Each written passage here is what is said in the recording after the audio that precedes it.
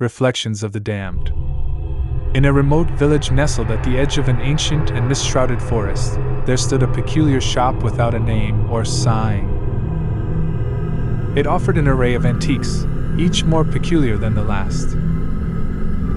Yet, none was as captivating or feared as an old mirror with an ornately carved frame, rumored to have been salvaged from a doomed ship lost in Arctic waters. Its crew vanished without trace.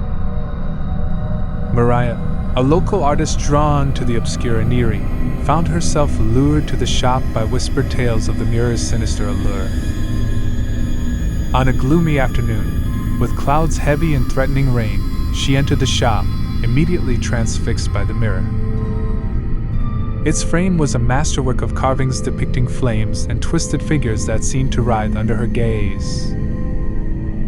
Driven by an inexplicable compulsion, Miraya purchased the mirror and hung it in her studio, overlooking the shadowy pines.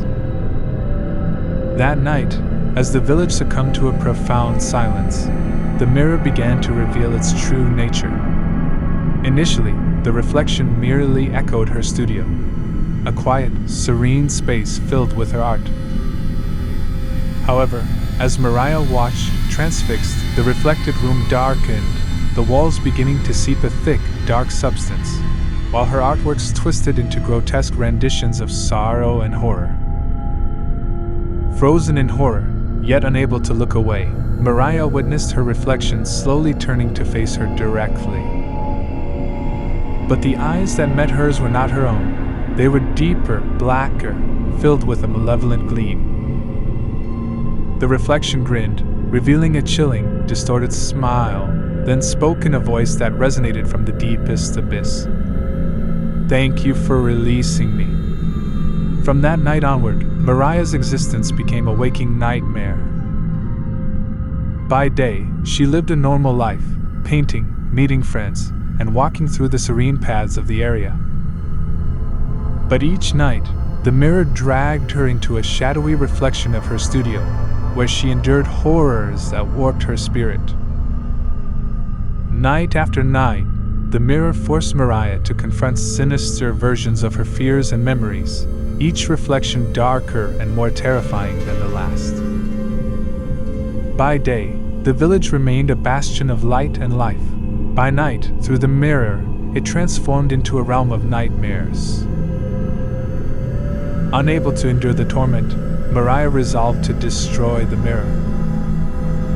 Summoning all her strength, she shattered it against the stone hearth of her fireplace. The glass burst into 1,000 pieces, scattering across the wooden floor like a constellation of dark stars. But as the shards settled, Miraya's world began to change.